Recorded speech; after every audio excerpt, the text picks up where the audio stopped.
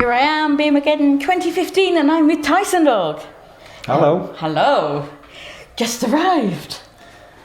Well, about an hour ago, yeah. About an hour. Yeah, not an too hour ago at the festival, yeah. So Yeah, excellent. not too bad a drive down, so and we're here, and everyone seems to be having a good time so far. So Yeah, they were people party. I don't think they've had any sleep. They've been going for over 24 hours, I think. So it's been quite good atmosphere here the last, even from Friday night. It's been really, really good. So, what are you doing after Beermageddon? We're going to get drunk. tonight, Directly after yeah. Beermageddon. then we've got a gig to do back heading north just to break the journey up in Bury, and then after that a little bit of rest time, and then we'll go away abroad. I think the next one's France, isn't it? Yeah, we've got British Steel Festival in France. Oh yeah. With Oliver Dawson Saxon, I think Empire are on, I think, as well. Yeah. And so we're looking forward to that. Sounds good. And does this give you any time for writing new stuff or recording or? Yeah, we're writing. We're looking to the future. We're hoping to get a new album out eventually. Yeah. I mean, it seems like such a long time since the last album, Cry Havoc, was written and recorded. It took a year from recording to get it released, so that seems old to us, but it's only been out since 20th of April. But it does seem like we've been playing those songs for a long time, so it'd be nice to play some new stuff. Some new stuff. Some new stuff, yeah. So yeah, we've got plans for another album. We've got songs written. Excellent. And more to come. I think it's important that bands, I mean, festivals like this are great, and we see a lot of them like in Europe and obviously in the UK, and I think the trick is to try and keep writing. Yeah. And not just sit on your laurels and produce something and then go, right, okay, well, that did well, like, where can we learn from it, what, and look at the songs that we've done and, write some new stuff and get it out there so that people keep interested. Yeah. The last thing Tysondog wants to be known on is kind of like a nostalgia band, because it's nothing like that at all. We're actually a progressive band who's moving forward and trying to write stuff. Like I say, Paul's got tons of ideas, and when we all get together, we're probably going to adopt a little bit of a different approach to the writing this time. But yeah, just keep going and play the shows and write and meet people like yourself, and it's all good. We're all part of the heavy metal community, so. Oh yes, yeah. Keep it going, keep the flow. Yep. Because there's so many bands that come on the next one and the next one. You've just got to keep up there with them. So your name's still recognised. Yeah. It's quite metal music does seem to be that. There seems an awful lot of new bands all the time. The trick is, like, load of new bands, load of bands that I like and have liked, and they hit like the 2 album kind of who do, and they're kind of stuck. Do you know what I mean? But it's important that with the history of the band, obviously I haven't been in since obviously conception of Tysondog, but I feel totally a part of the band now, and it's, like I say, important that we keep going and progressing and keep the plates spinning as you do, so and go on from there, like. But it is difficult for bands, though. They get, like you said, they get to the second album stage, and what's next? How can they jump from there to the next level? Well, we're going to find out, really, aren't we? I mean, Cry Havoc was our 3rd album, but it feels like our first one because, obviously the last 2 were 30 years ago. Yeah. So, it was a 30-year gap between Crimes and Insanity and Cry Havoc, so it feels like a first album. Yeah. It has that feel about it, doesn't it? Yeah. So, just, like as I say, that we're still creating music, we're still writing new songs. Yeah. See what happens after that. Yeah. I don't think you can really plan it. It just happens, doesn't it? You can't force it. It just happens. No. It's like you're regenerated. Yeah. So I think the hunger's there. I think we're all have been doing different things. I mean, I've obviously did stuff in my past with other bands, and Paul went to serve our country for a number of years and sort of dropped off the map a little bit, and I think everyone's now back together, and we're kind of focused and quite sort of keen to think, right, we haven't surprised ourselves, because we knew Cry Havoc was sort of good and the songs were good, but it's given with the impetus to kick on now, so that's where I think as long as the energy's still there, because a lot of people have come after shows and said, I can't believe how much energy is still there, after all this time. And it's because we love it, because we enjoy it. And that's the whole thing, you have to love what you're doing rather than just going through the motions, like I have to write a record, I have to do this, I have to do that. It's like sort of looking at it, but if you haven't got the energy and just go through it, it shows when you play live. Well, there are a couple of bigger established bands that I've seen in recent years and who I've loved over the years, and I've watched them and I've just thought you're just going through the motions. There's nothing there anymore, you know. And that's the thing. Someone was saying that was it Scott Ian or someone from Anthrax was saying, where are all the new bands? Where are they? So well, they're here, but they have to come and find them. You can't, to sort of support from they're just top not breaking downwards. Through. There's thousands and thousands of bands, lots of good bands, but it's just they're not breaking through. It's kind of, Anthrax were a band that I loved from my youth and still do now, but I like hearing when people get interviewed and stuff, and Scott Ian's obviously said they were the new bands, and then they go and just announce a UK tour of Slayer. So what they've done there, they've went, hold on, let's put Slayer and Anthrax together because we know it's going to sell. Why didn't Anthrax say, well, I'll tell you what, we'll do a solo tour and we'll grab a new band from the UK and we'll put them on the bill. And I mean, everyone, the Metallica thing as well, and the one thing about Metallica, Lars especially, he did and does love his new wave of British heavy metal, and he likes his metal from, the guys from Diamond Head have got up and played Sonosphere, they've done Am I Evil, there is a little bit of a tip of the hat back to that. But it kind of sort of made us, when you mentioned that about Scott Ian, it's like, well, yeah, Scott, let's put your money where your mouth is and just, take a band out. And give them a little bit of a lift little on boost, the ladder.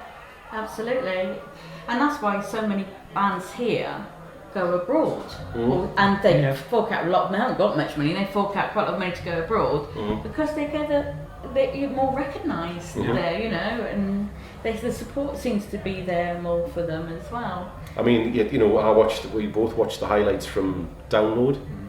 Recorded it on Sky Arts, and I spent most of the time with my finger on the fast forward button, whizzing through sort of probably the more established bands, pausing it on the bands, well, who are these, have a look and see what they're about. You can see a bit young, and because we've seen Priest, and Kiss, and what they're like, and so it was more about, I mean, there was some bands that I skipped through as well, but that's obviously viewer's choice, you know what I mean, but there was some bands where I thought, actually, they could probably make some shapes and do something like, definitely. I mean, there are things like Metal to the Masses that gives them a chance to sort of play at some sort of gigs like Bloodstock and different things. And I think Download did one. I'm not quite sure how they did it, but they have some new bands. But what happens after that? They have this big experience of playing at a big festival, and then what? And you just fall back into the rut. Afterwards. Someone should sort of say, pick them up from there and say, well, you've done this, we will then nurture you along to the next stage. I mean, bands in our position can't afford to buy onto tours. No, and that still happens. That still happens, and that used to happen years and years ago. And you would have thought by now it's the end of it, but no. Well, money talks. Well, this is it. I mean, in a previous band, I had an opportunity came about to support. It was actually Wasp to do like a UK tour, and the proviso was that we had to take our own PA to every gig and sound engineer, and literally it would be a setup within a setup. And each gig was a buy-on, so each venue had priced it per venue. So one might be, say if it was 1,000-seater place to play, they had put that at like 500 quid, and then someone else. So when you did the maths, you were going, that doesn't add up at all. But on the bottom of the email it was like, well, I'm sure you'll do well on merchandise. I was like, well, we might sell like 100 quid's worth of t-shirts, but it's not going to cover the $5,000 outlay, and the fact we've had to hire like a friggin' bloody monster truck to take our stuff around. And also having to eat. I still do love Wasp, by the way, but anyway, it wasn't meant to be. No, I mean it's difficult. So as you say, you've seen it change, some of the music stuff change, and it's all DIY, so it's gone back maybe to the punk days where people used to do do DIY stuff, and then it's gone sort of right round in a circle. And for a lot of bands it works, other bands it doesn't work so well. It's just one of those things. But yeah, it's interesting to see how music's in that respect has gone round. It's a beauty of it though, music, and it always like kind of goes round, and well, you know, what goes around comes around, and you know, everyone's getting right into that vinyl again, and you know. Yes, oh yeah, vinyl's making a big comeback. You know, and people are sort of, I mean, that's one thing about Cry Havoc, which I wish we could probably look into, getting a couple pressed on vinyl, if for no other reason, just for the band to have. Yeah. Do you know what I mean? Yeah. But it's all good, we still love it though. Yeah, absolutely. So, you're writing and you're gigging and you're doing everything else. Are you having a chance to relax in between now, or is it just sort of taking it? Oh yes, we've got plenty of time off, don't we? We do, yes. We can't complain about the time off. I've been doing a little bit with Pearl drums as well. I've been sort of doing a little bit of work. A couple of new drum kits have come out. It was actually a friend who put us onto Pearl, and that was a real privilege to be able to do that. So it's, I mean, obviously it's not paying the bills, but it was just a nice little kind of sidestep and something a little bit different to do. But yeah, like I say, it's, we'll get time to relax, and I get time to play golf and hurt me back and things like that. And probably tonight's gig's going to be sponsored by Nurofen. But there we go. Yeah. Well, how about you? Much of the same. Aye. Also, I've got a 10-month-old son at home, so Right. he keeps us Young more- Zach, so more that- than busy. Aye. Yeah. So yeah. When I'm not doing this, I'm daddy daycare. So, Fair enough. which I'm not complaining about. No, definitely. Children are Fantastic. welcome at this festival, and they really love it. As you will Next see. year maybe. As you will see, Aye. very, you know, when you go on stage. But yeah, it's because it's they're the future of metal. Yeah. They really love it here and really get into the bands. So Definitely. it's really, really good.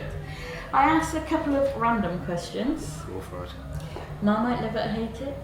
Love it. I like Marmite in, if you do like a sauce. She like said a, love it or hate it. I cannot No waffle, love it or hate it. Love it. Right.